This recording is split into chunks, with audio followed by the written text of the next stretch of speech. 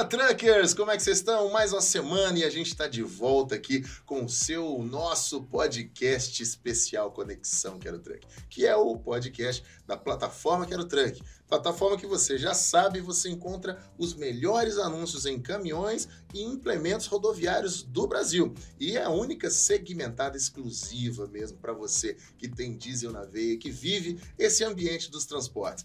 Você sabe que a gente está disponível lá no www.querotruck.com.br. A gente também está disponível na sua loja de preferência, seja Android, seja iOS. Baixa o nosso aplicativo, você vai ver a funcionalidade, fluido, muito tranquilo de utilizar, vai gostar bastante.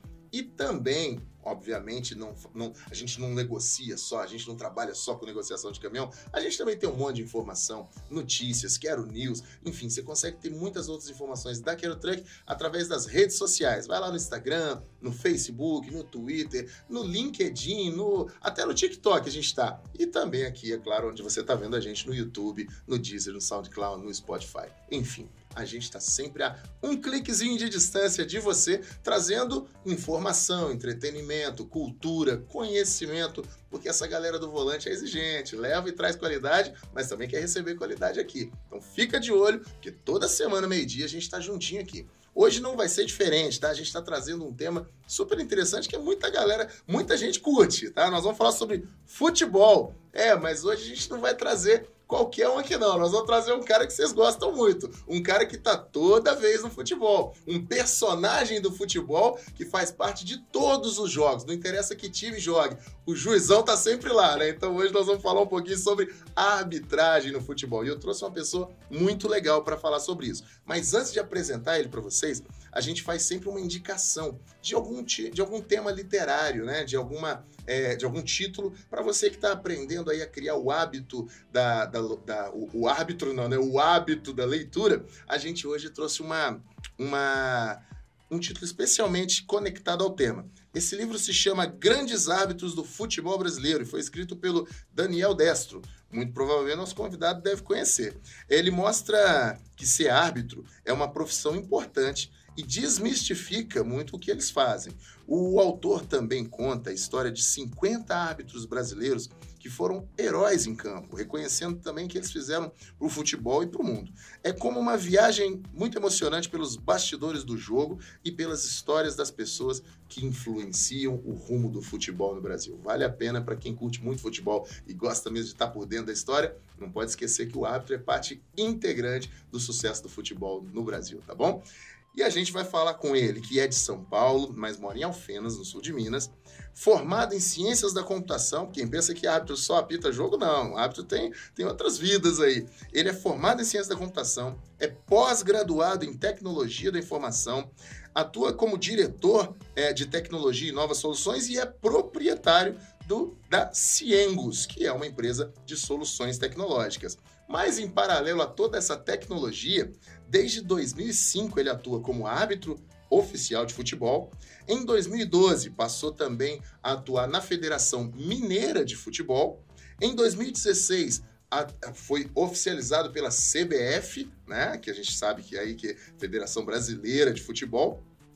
E agora, em 2019, ele assumiu a cabine lá do VAR, aquela que vai e volta, que diz se pode, se foi ou se não foi pênalti. Ele agora trabalha lá na área da tecnologia, arbitrando e dando suporte ao árbitro de campo. Ele é Marco Fasecas, está com a gente aqui. Seja muito bem-vindo, Marco. Obrigado, Melodio. Olá a todos. É um prazer tê-lo aqui, cara. Correria suas agendas também de jogos, de tudo, de trabalho, de tecnologia, mais jogos. Difícil encaixar, mas a gente conseguiu, né? Conseguimos encaixar e, como você disse, o querido árbitro, né? Que ninguém nunca esquece da gente no campo, né? Isso é muito bom. A gente vai desmistificar, vamos ver se isso é verdade, vamos ver se o que o pessoal fala. Escuta muita gente elogiando o juiz lá do campo. Vamos ver se merece mesmo ou não. Vamos escutar um pouquinho dessa história. Os elogios invertidos, né? Mas vamos desmistificar algumas coisas assim, vamos trazer algumas coisas legais, umas histórias de vidas também. Me fala uma coisa, vamos começar do nosso bate-papo do começão mesmo, assim. A parte da tecnologia, obviamente, você deve ter uma queda por isso a vida toda, estudou muito isso, mas e a arbitragem, que é o foco a gente vai pegar a fatia do árbitro aqui, né? Como é que o Marco Fasecas, com S no final, como é que o Marco Fasecas se apaixonou, se viu direcionado para esse mundo da arbitragem? futebol é uma paixão nacional, né? Então, a gente sempre tem essa raiz no coração da gente, né? E eu passei uma situação muito difícil com a minha família na época, em 2005, que meu pai e minha mãe estavam desempregados e eu busquei outras maneiras de ganhar uma renda extra. E indicação do meu tio, o Wellington de Souza Ruela, que eu nunca esqueço dele, tem que sempre falar dele, foi ele que me colocou nesse mundo. Ele pagou o curso de arbitragem para mim e me levou para conhecer esse mundo da arbitragem. Ele falava que eu era um jogador chato, que reclamava de tudo e que eu era muito enjoado. E que eu precisava mudar de lado. Então, quando eu fui para arbitragem, realmente eu descobri que eu era um cara muito chato e que não sabia nada de futebol como eu achava que sabia na época. E com isso, né, eu trabalhava em 2 empregos e a arbitragem veio junto como uma terceira opção de renda para ajudar esse ano que foi muito difícil para a gente. E tinha lá, né, a nossa casa, eu, meu pai, minha mãe e minha irmã, que é 8 anos mais nova do que eu. E a arbitragem me ajudou, principalmente a pagar minha faculdade, né, que era a minha faculdade de Ciência da Computação na época, que foi o início de tudo, em 2005, e veio como essa renda extra. Em 2011, quando eu me mudei para Belo Horizonte, eu decidi parar com a arbitragem, que eu ia viver só da minha empresa, na época não da minha empresa, mas da tecnologia. Mas aí o presidente da Comissão de Arbitragem de Minas Gerais, o senhor José Eugênio, foi atrás de mim. Ele falou, não, de jeito nenhum, você não vai parar, eu preciso de árbitros aqui. E acabou me convidando para voltar. Até brinco até hoje com o Zé Eugênio, que ele mentiu para mim. Ele falou assim, em 6 anos você vai fazer um jogo de TV. E, na verdade, em menos de um ano eu já estava apitando um Cruzeiro e Guarani de Divinópolis no Mineirão. Então foi uma mentira boa, né? Um equívoco muito bom dele e sou muito grato a isso. Que legal. E você, mas assim, você não pensou em seguir realmente carreira como jogador de futebol, não? Você encaixou na arbitragem? Então, eu joguei futebol quando mais novo, né? Mas eu tive uma lesão muito pesada no ombro, né? Eu era goleiro na época e acabou ficando pesado mesmo. Tive um deslocamento, não que eu sofro até hoje com ele por conta disso. E acabou sendo que eu acabei me encostando do futebol. Mas eu era muito novo ainda, tinha 13 para 14 anos. E depois eu voltei pro futsal, mas era só mais brincadeira mesmo, com os amigos, tudo. E aí a arbitragem veio. A arbitragem veio, como eu disse, né? Eu era um jogador muito chato. E aí a arbitragem veio. Um jogador muito chato, meio juiz já, né? Meio juiz estava achando pronto, que era, né? Eu acho que essa é a frase. A gente acha que entende muito de futebol. E às vezes eu brinco muito com torcedores, às vezes eles vêm falar algumas coisas, eu faço umas perguntas bobas, o cara fala assim, não, você nem sabia que isso existia. A regra não é assim. E então acabou sendo uma mudança muito boa para mim, né? E acabou misturando tudo, né? Então, minha vida pessoal, minha vida profissional e 2 coisas que me ajudaram muito, principalmente no início. São coisas muito distintas. Então, eu trabalho com a cabeça o dia inteiro na tecnologia e depois eu trabalho com o corpo, interpretação de regras e tudo mais.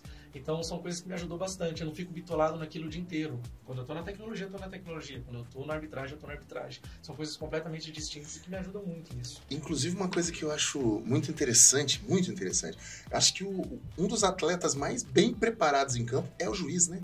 A gente não tem essa noção. Eu depois que eu te conheci, eu comecei a observar um pouco mais isso. O juiz, ele corre mais do que qualquer outro jogador. Você não consegue ver o juiz parado ali, dando uma descansada, respirada, porque ele tem que acompanhar. Como é que é esse treinamento? Porque a gente falou, teve o curso que seu tio, né? Isso. Pagou e tal. Mas como que é a preparação? Conta um pouquinho pra gente como é que a pessoa se torna um juiz. Vamos lá, né? Profissionalmente, hoje, né? Nós temos um trabalho muito pesado físico.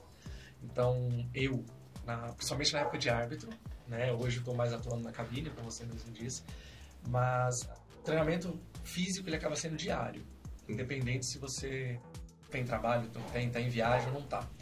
Então eu acordava normalmente 6 da manhã, ia treinar, ia para uma academia, fazia uma academia das 6 às 8, ia para o meu trabalho e após o meu trabalho ia fazer a parte aeróbica. A aeróbica fazia normalmente 3 vezes na semana.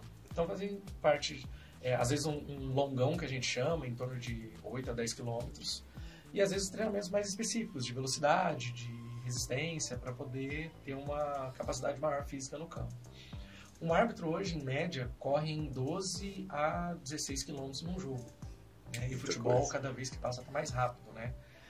Os times estão mais técnicos, não são mais... Antigamente o jogo era mais lento, hoje em dia o jogo é muito rápido. Então a exigência física, né, a valência física nossa tem que sempre estar evoluindo. Para ser árbitro hoje você tem que passar num teste físico, feito em torno de 3 a 4 por ano. Constantemente, como se fosse um antidoping, também deve ter, mas um teste físico mesmo, uma prova física periódica. Exatamente. E o nosso teste físico é um teste físico que a gente corre 4 km numa pista, sem parar, alternando a velocidade entre 18 km por hora e 6,5 por hora. A cada tiros 15 segundos dá o tiro a 18 km por hora e depois a 25 metros você caminha 6,5 por hora. Então é uma resistência bem pesada, né? E até mesmo como VAR. E até mesmo como VAR eu tenho que fazer 24 tiros. Então eu corro 2.400 como VAR. E como árbitro você tem que correr os 40. Interessante. Como VAR também, você precisa continuar mantendo a questão física. Exatamente. A gente tem essa exigência física ainda, que é uma exigência da FIFA, né? Então a FIFA exige que todos os árbitros sejam assim. E a CBF, ela caminha junto com a FIFA. E a Federação Mineira também caminha com a CBF. Com a CBF. Né? Então as entidades estão ligadas e nós temos que estar com essa mesma valência física. Que interessante. Essa parte física é excepcional, porque de fato eu passei a observar essas coisas e é muito interessante. A velocidade e a movimentação de um juiz em campo, ela é excepcional, é muito fora do normal. Mas aí entra uma outra consideração que eu também fico bastante curioso. As regras são muito dinâmicas, né? Principalmente o futebol, ele vem em constante mudança, as regras vão se alterando. Como é que vocês fazem também para se manter atualizados em relação a todas as regras? Você citou interpretação da regra. Assim como uma lei, você também tem o direito de interpretar. É claro que você paga o preço por isso também, né? Depois tem que responder por isso. Mas como é que é isso? Como é que você se atualiza? Existe a federação manda um bookzinho, tem prova periódica? Como é que funciona?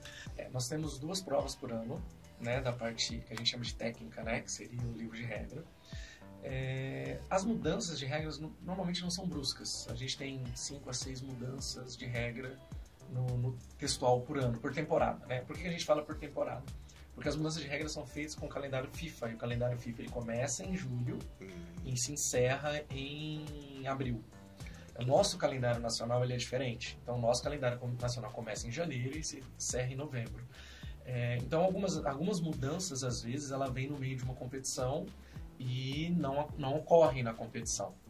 E a gente é cobrado por isso. Mas lá no jogo da Liga dos Campeões teve isso e foi assim. Tá, mas o nosso campeonato começou assim e vai terminar assim. Algumas das vezes a gente muda também, a regra muda.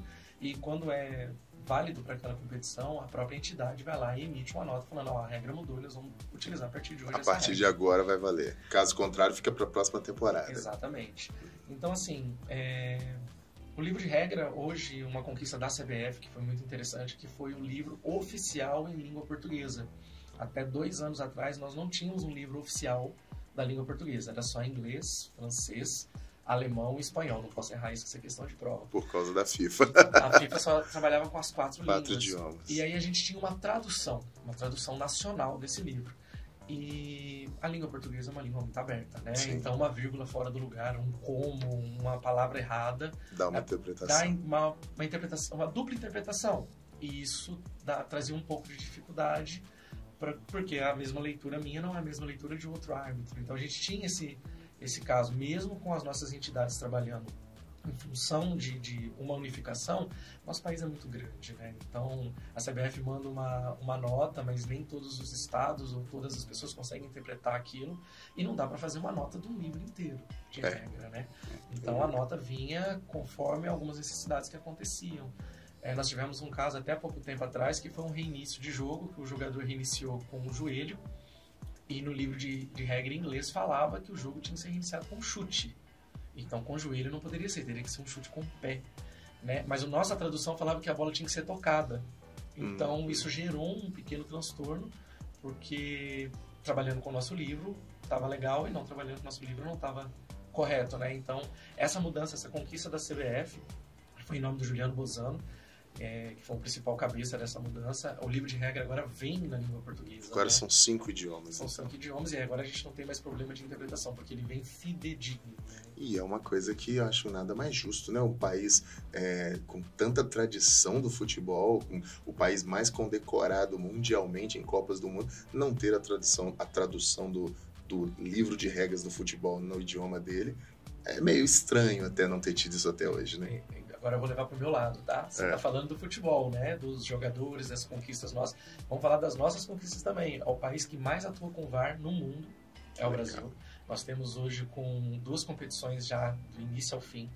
Temos competições que nem a Série C e a Série D do Brasileiro, que a gente atua na fase final das competições com o VAR. Final do Sub-20, tive o prazer de fazer a final do Sub-20 brasileiro ano passado com o VAR. Temos agora campeonatos estaduais, que nem o Paulista e o Mineiro, que tem um campeonato inteiro com o VAR. Né? Que legal. Acredito, se eu não me engano, o Carioca e o do Rio Grande do Sul agora está tendo também. Todos vai nos clássicos. Nos clássicos, por enquanto. Então, assim, nós somos o país que mais atua com o VAR. Pioneiros nisso, né?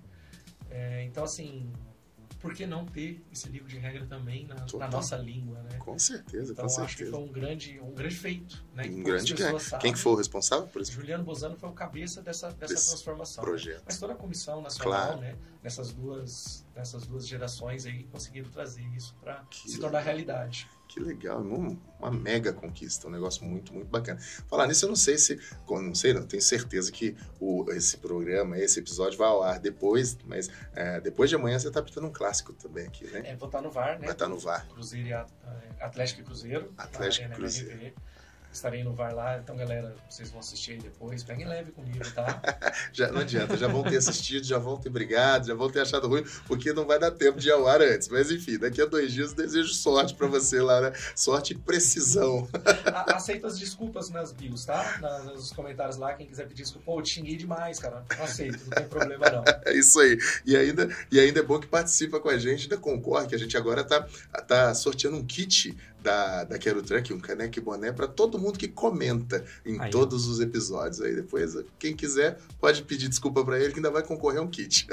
Estarei lá respondendo para concorrer também, tá, gente? Não leva a mal, não. Agora me fala uma coisa, Marco, você já se arrependeu de uma decisão, ou melhor, já teve problema com uma decisão e teve que voltar atrás, ou teve uma decisão muito polêmica, que pode citar pra gente, de repente? Sim, somos seres humanos, né, meu Divo? A gente erra e acerta como qualquer um, né? Eu gosto muito de comparar, os jogadores de futebol, eles trabalham a semana toda para aquele jogo. A gente tem o nosso trabalho e tem que trabalhar para o jogo também. O jogador de futebol já sabe o calendário dele do ano. Eu não sei quando eu vou estar escalado novamente. Ah, a escala não é... Não, ela não é. Então, por exemplo, a escala do clássico mesmo, né, que vai ser no sábado, ela saiu quinta-feira. Quinta-feira à tarde. Então, eu não sabia que eu estaria nesse jogo. Então, a minha preparação começa a partir do momento que sai a escala, né? E isso também nacionalmente, ela sai numa terça-feira, numa quarta, então depende muito. A nossa preparação, ela começa do dia que sai a escala. E vamos errar e acertar naturalmente, né? Sem dúvida. Em 2015 eu tive um erro, que foi no jogo Atlético e Tupi, no Campeonato Mineiro, a abertura do Campeonato Mineiro. 2015. Quem acompanha o futebol e relembra aquela aposta que você perdeu naquele jogo de 2015. Vamos ver se a culpa foi dele aqui agora. Vamos descobrir. Naquela época nem tinha esse negócio de casa de aposta. Hoje esse negócio ainda bem, né? Tá perigoso. Mas foi um pênalti que eu não marquei pro Atlético, né? Mas o jogo ficou 2-0 pro Atlético. E tive a grata surpresa que os jogadores do Atlético me defenderam. Ainda, né? Após o jogo, quando vieram criticar. Mas o jogador do Tupi salta pra cabecear a bola e dá um tapa na bola com a mão. E realmente eu não vi. E teve uma reclamação de 2 ou 3 jogadores ali na hora, né? E até lembro de um dos jogadores que veio falar comigo, reclamou. Falei, cara, eu não vi. Ele falou, eu também não, tô gritando porque todo mundo gritou. Eu falei, pô, beleza. Tamo pronto, tamo junto. Não viu, vamos embora pro jogo, né? E não teve uma comoção assim negativa pra mim, né? Claro, tive que passar por uma reciclagem, passar por treinamentos e tudo mais. Ah, tem tudo isso, não tem uma reciclagem? Tem tudo. Foi um ano antecedente meu da entrada na CBF, né? Mas foi muito bom pro crescimento, porque eu sou muito crítico com o meu trabalho em tudo que eu faço. Né? Eu tive o prazer de trabalhar com você. Tivemos, né? mútuo. E vocês sabem como é que eu sou enjoado com a parte de tecnologia, e do mesmo jeito eu sou com o meu trabalho na arbitragem. Os meninos da arbitragem falam, você é muito enjoado trabalhar com você, cara. Você fica olhando o mínimo detalhe. Fala, ou olha o mínimo detalhe e acerta, ou então a gente vai errar. Porque na uma hora a gente vai errar. E em ambas as profissões, tanto na tecnologia quanto na arbitragem, o detalhe faz a diferença. Exatamente. O detalhe. E ali foi um caso exatamente que eu fiquei preocupado com uma barreira e a bola foi alçada na área e quando eu fui correr para chegar na área já tinha acontecido tudo, né? Então vamos crescendo o posicionamento, vai melhorando, né? Não é só valência física, não adianta você correr muito, mas não saber para onde correr. Tem inteligência nisso. Né? Exatamente. Então a gente tem um trabalho muito grande disso, né? De saber errei por que eu errei. Não é só errei, né?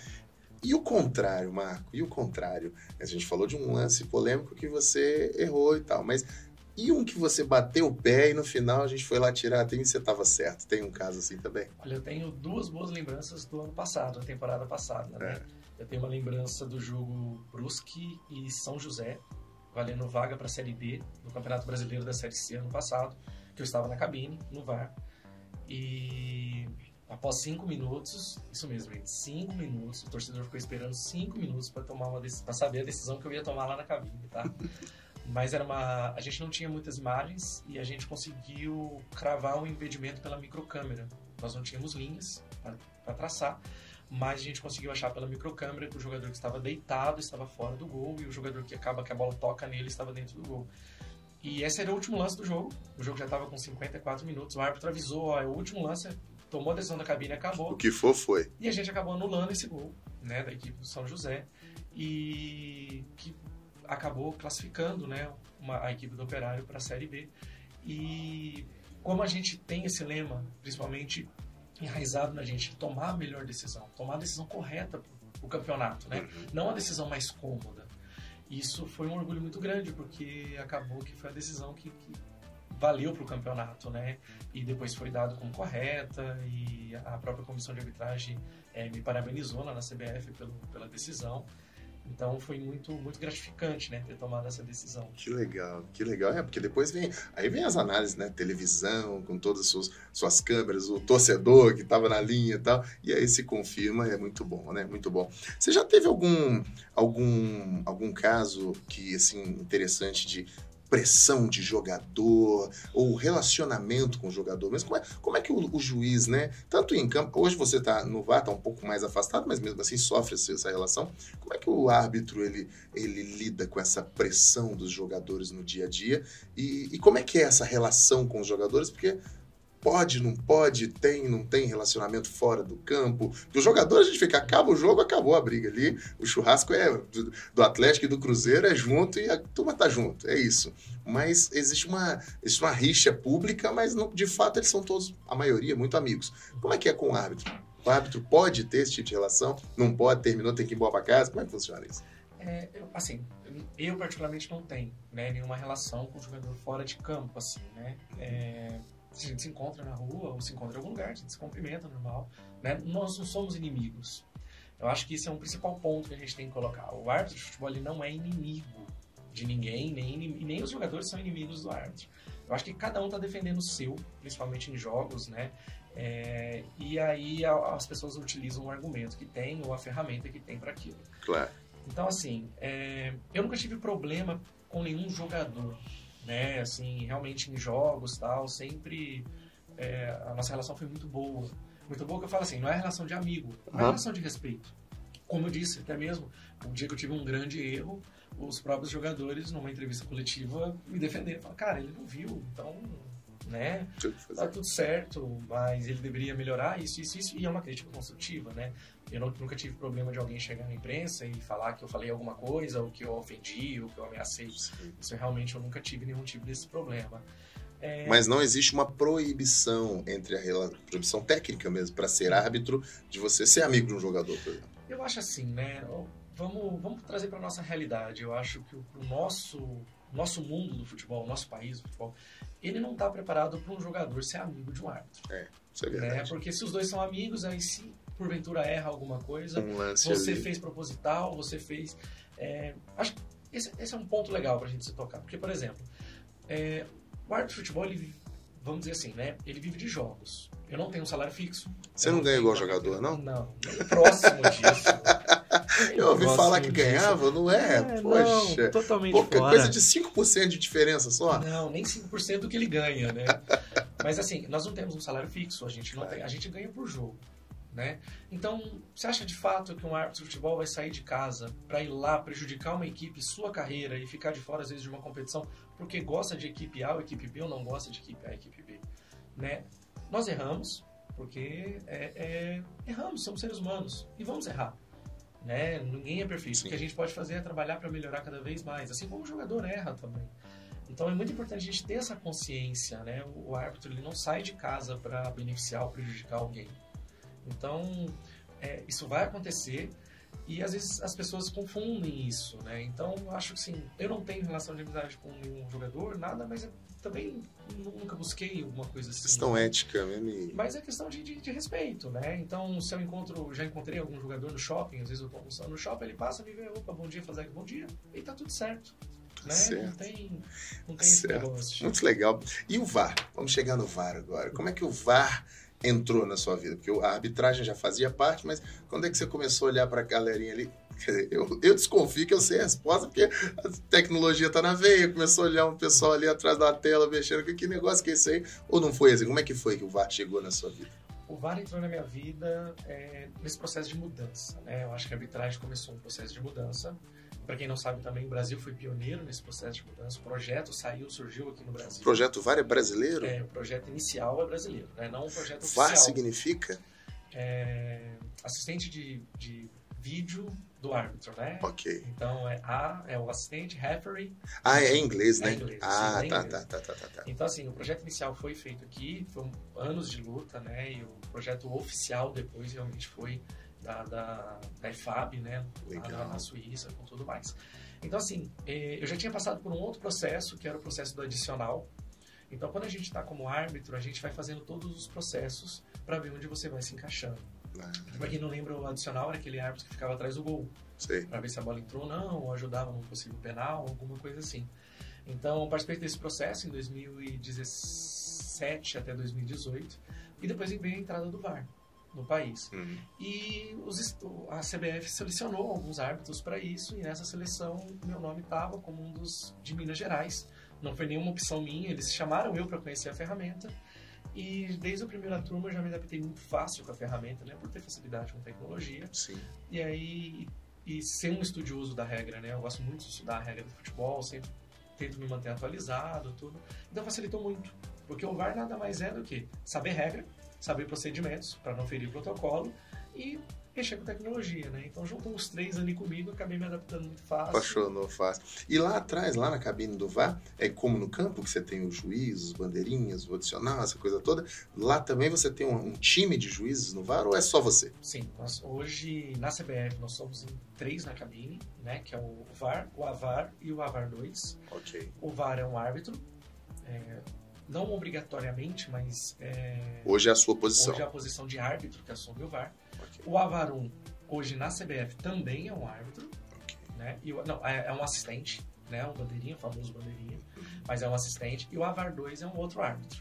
Então fica os três. O AVAR 2 é aquele que fica em pé, porque ele tem visão das duas telas e mais a tela do operador. O operador é o cara que dá os replays, que faz a linha do impedimento, que faz tudo, sempre com o comando do VAR, né? Então a cabine é composta por essas 4 pessoas, 3 árbitros e um operador. Né? O operador não pode dar palpite em nada, ele só faz o que executa o que está sendo pedido. E os 3 da cabine que são responsáveis. Então o assistente ajuda mais na parte de impedimento, né? E também ajuda em lances decisivos, porque um assistente também faz o mesmo curso do árbitro. O curso é um só. E depois ele decide se ele quer ser assistente ou quer ser árbitro, né? Então ele tem a mesma qualidade, não vai ter a mesma experiência de campo, a experiência dele vai ser mais como assistente, mas tem a mesma experiência do árbitro para poder tomar essas decisões. E no dia do classicão lá, aquela coisa pesada, aquele 70, 80 mil pessoas ali gritando na cabeça, influencia ou não influencia a cabeça do juiz lá embaixo? O VAR é tranquilo, né? Porque a gente não escuta nada na cabine, né? Tá escondidinho ali, não fica mais fácil. Eu brinco muito assim que a gente está no ar-condicionado, tranquilo, e aí quando eu falo com a minha equipe, eu falo assim, hoje nós vamos fazer um trabalho assim, nós estamos na nossa casa comendo uma pipoca assistindo o jogo, tá? Então a gente tem que estar tranquilo, quem tem que estar preocupado, quente com o jogo é o campo. Então nós estamos tranquilos para tomar a melhor decisão e de cabeça fria. A gente não pode passar nervosismo pro campo. De jeito nenhum. É uma coisa que o campo já tem aquele estresse do jogo, controlar jogadores e tudo mais. Mas eu, particularmente, nunca tive problema, né? Apitei clássicos, né? Fiz a final do Mineiro em 2020. E assim, nunca me influenciou. Pelo contrário, quanto mais torcida pra nós, a gente gosta mais. Porque o jogo dá mais adrenalina, a gente fica mais ligado, a gente fica mais... porque a gente faz o que a gente ama. Eu acho que esse é o principal ponto. Então as pessoas às vezes falam assim pra mim, apitar o Mineirão lá, né? Com 60 mil pessoas gritando, tal. Cara, é tranquilo. Vai lá apitar na época do nosso amador, um jogo no meio de uma comunidade e tal, que os caras tá dando tiro pro alto, cara. E do mesmo jeito que você apita lá, como você tem que apitar lá no Mineirão, cara. Você tem que levar a sério o que você faz. Com muita seriedade. Então, lá era mais complicado. Hoje, cara, apitar no Mineirão é um prazer, né? Mineirão, agora, né, MRV é a minha primeira vez na Arena MRV. Ah, né? esse clássico agora vai ser a primeira vez lá, porque na CBF a gente não faz jogos do estado que a gente atua. E como eu atuo pela Federação Mineira, eu não faço jogos dos clubes mineiros. Okay. Então, e como a Arena MRV foi inaugurada já no Campeonato Brasileiro, né? Então nós ainda não... Os mineiros ainda estão conhecendo agora a Arena MRV no Campeonato Mineiro. Entendi, que legal. E qual seria... olha como assusta o tempo. Olha como esse tempo assusta a gente. A gente começou a conversar, já acabou o tempo, né? É um negócio muito... Tem que dar outro jeito. Eu acho que esse cronômetro meu, ele tá muito acelerado. Deixa uma dica para aquele cara que tá lá na vida do Marco Fazekas, lá em 2000 e... Deixa eu ver que ano aqui. 2005, querendo entrar nesse mundo do futebol. O que você diria para quem tá começando hoje e pensando assim, mundo do futebol não, mundo da arbitragem. O que você diria para isso aí? Então, primeiro, né, é não desistir.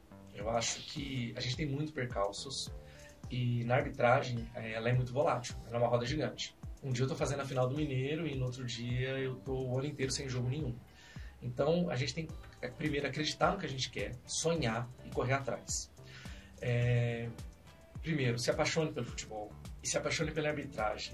Nós tínhamos uma psicóloga que falava muito isso. A arbitragem é um mosquitinho que pica e vira uma doença. A gente apaixona por aquilo e não esquece mais. Então, estudar bastante. Parte física, como vocês já viram aqui, a parte física é de extrema importância, então você tem que estar com uma valência física muito boa, conhecimento de regra, mas não deixe sua vida de lado também. Continue buscando, fazendo um curso superior. Hoje, né, para ser árbitro da CBF, você tem que ter um curso superior, independente de qual curso seja, mas você tem que ter. Então, você não pode deixar sua vida de lado, tem que continuar estudando, batalhando, que as coisas acontecem. E tudo no momento de Deus. Deus sempre faz o encaixe para que a gente faça as coisas. Às vezes a gente fala assim, eu queria agora. Nossa, quantas mil vezes eu falava, eu queria agora. E não foi. E depois de muitos anos, né, que nem em 2020 eu fiz a final do Mineiro, que foi um dos maiores prazeres da minha vida. Fiz minha estreia na CBF, na Série A do Brasileiro esse ano agora, de 2023. Que né? legal. Com mais de 60 jogos já de cabine. O momento era esse e ele veio, fiquei muito feliz com o momento. Então, é isso. É batalhar, correr atrás. E, gente, quem quiser... dicas, alguma coisa, vou deixar disponível aí. Eu ia te pedir agora. Pode deixar que aqui, pode falar que o pessoal já vai escrever aqui na tela também. Pode ficar à vontade aí, que eu vou estar lá, vou estar participando, vou estar olhando e a gente vai trocando mensagens e pode contar comigo aí para quem quiser entrar para esse mundo, que muita gente fala que é um mundo louco, mas é um mundo apaixonante também. Muito legal. Marco, a gente tem um quadro que se chama Mito ou Verdade. São 4 cartinhas que a gente selecionou com frases que são aí de conhecimento público ou de cultura pública e que a gente quer saber se é mito ou verdade por parte do especialista do assunto. Escolhe uma carta, aponta para mim que eu vou ler para você. Essa aqui? Uhum. Vamos lá. Aqui está dizendo o seguinte: o Brasil só produz crack para o exterior. Isso é um mito ou é uma verdade? Acho que é mito. A gente tem craques no Brasil também, né? O Brasil fabrica craques para nós, né? E no exterior eles são lapidados para o futebol do exterior. Então o futebol do exterior é diferente do nosso. Então, quando o menino sai daqui muito jovem e vai para lá, ele acaba sendo lapidado para lá. Mas hoje a gente pode falar, e eu não vou citar nomes, né, para não ser indicado, mas a gente pode citar aí 5, 6 jogadores que atuam no Brasil, por exemplo, que para mim poderiam ser tranquilamente titulares da seleção brasileira numa Copa do Mundo, sem ter saído do país. Sem ter saído do país. Sem ter saído dos países. Temos exemplos também de craques que foram para fora, não conseguiram ser lapidados lá e continuam sendo craques no Brasil. Voltaram para o Brasil como craques e estão atuando em alto nível, que merecem também uma oportunidade na seleção brasileira. Então, assim... Então é mito. Eu acho que é mito. É mito, né? Dá para produzir coisa boa e aqui para cá também. E ficar aqui. Com certeza. Escolhe mais um. A primeira. A primeira, vamos ver. Essa aqui te provocaram, hein? Juiz tem time do coração. Mito ou verdade? Verdade. Juiz tem time? Qual que é o seu? Do coração. O meu time hoje é eu não sei. O meu eu não lembro, mas eu tenho. Mas eu sou paulista, né? Então, digamos que meu time é lá de São Paulo. Mas assim, juiz tem time do coração, claro. Todo apaixonado por futebol vai ter. Mas isso não influencia no trabalho dele. Isso eu posso garantir, porque eu não vou jogar minha carreira fora por um clube. pela minha paixão. Porque se eu jogar uma carreira fora, uma carreira, por exemplo, a minha são 18 anos, eu vou jogar 18 anos fora porque eu sou apaixonado por um clube. Cara, isso não vai rolar. Então, mesmo que tenha, ele é eticamente condicionado a guardar como paixão só, profissionalmente, trabalhar de outra forma. Né? Acaba sendo uma coisa profissional. Essa paixão diminui. Depois que a gente entra no meio do futebol, a gente começa a conhecer algumas coisas, essa paixão diminui muito, sabe? Diminui muito. Mas falar que é mentira, que árbitro não tem time de coração, é mentira. Árbitro tem sim, é uma verdade. Então, essa é verdade. Um mito e uma verdade. Muito bom. Aqui, rapidinho agora, a gente tem um momento turbina aqui no nosso podcast. Caminhão, turbina, velocidade. Respostas mais curtas possíveis. Futebol é? Uma paixão. Arbitragem, para você, significa? Uma parte da minha vida. O lado não tão bom de ser um árbitro. Os outros dias que você não está escalado. Ah, muito bom. Na vida, você dá cartão vermelho para? Racismo, injúria, qualquer coisa que vai contra os meus princípios de ser humano. Muito legal. Um jogo de futebol no domingo ou um descanso com a família? Descanso com a família. Família é tudo. Legal demais. Essa eu não podia deixar de fazer. A mãe do juiz é? A melhor pessoa do mundo. A gente não podia deixar de perguntar essa, porque essa faz parte intrínseca do negócio. Rapidinho agora, a gente tem um quadro que a gente sempre finaliza, que se chama Dica do Especialista. Algumas temporadas atrás, em todas as nossas temporadas, nós tivemos participações de internautas que vão lá e comentam. Inclusive, eu citei que os que comentarem nessa temporada agora estão concorrendo a um kit da Quero Truck. Mas a gente não respondeu nas outras, e agora a gente responde. Então, essa pergunta veio da Ana, que é lá de Teresina, e ela está perguntando o seguinte: quais são os direitos do caminhoneiro em relação a um roubo de cargas? Seja ele empregado, seja ele o dono do caminhão, mas a carga não é dele, ele tem algum direito? Ou ele é simplesmente ali envolvido e tratado ali como, sei lá, até um suspeito às vezes? Como é que é, doutor Natan, que é o nosso advogado que responde às nossas dúvidas jurídicas aqui? Essa é para o senhor. Como é que é? Tem direito? O que o caminhoneiro pode fazer?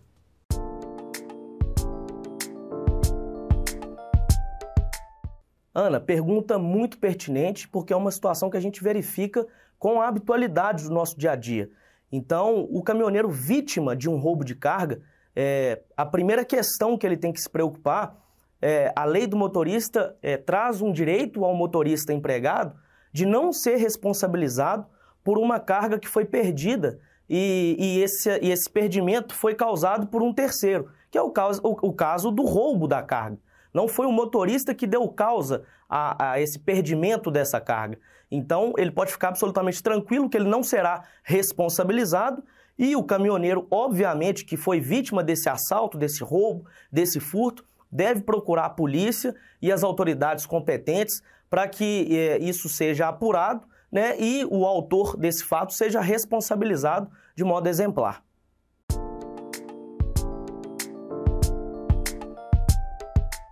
Daí a dica do nosso especialista, sempre com a gente em cada episódio. Muito obrigado. Semana que vem tem mais dúvida para o senhor, e fica ligado aí com a gente. Bom, e eu daqui agradeço muito a sua presença. Marcos, assim, foi muito legal, eu sabia que ia ser bom, porque o tema é legal, é rico. Infelizmente, a gente não tem mais tempo para estender, porque tem mais histórias, dá para contar pelo menos mais uns 3 episódios desse aqui, mas muito obrigado pelo seu tempo, por dividir com a gente esse conhecimento que você tem, esse amor pelo que você faz, que transparece mesmo, dá para perceber que você gosta do que você faz, então muito obrigado, viu? Eu que agradeço, né? Agradeço aí o pessoal. E mandem lá, mandem as perguntas, só não ofendam, tá? Por favor. Mas mandem lá, estarei lá acompanhando. E obrigado pelo convite de coração, Melody. Pode ficar tranquilo que a nossa turma aqui, os nossos truckers são tudo gente boa. A galera pode provocar um pouquinho, não vai ofender jamais. Nossa turma é fina pra caramba. E olha, aqui, mais uma coisa pra você. Aqui ninguém sai como chegou, tá bom? Você deixou uma carga de conhecimento e simpatia aqui com a gente, vai levar de presente a nossa caneca, que é um presente pra você, tá bom? Pra você lembrar da gente. Já ia pedir, né? Mas não precisa. É sua.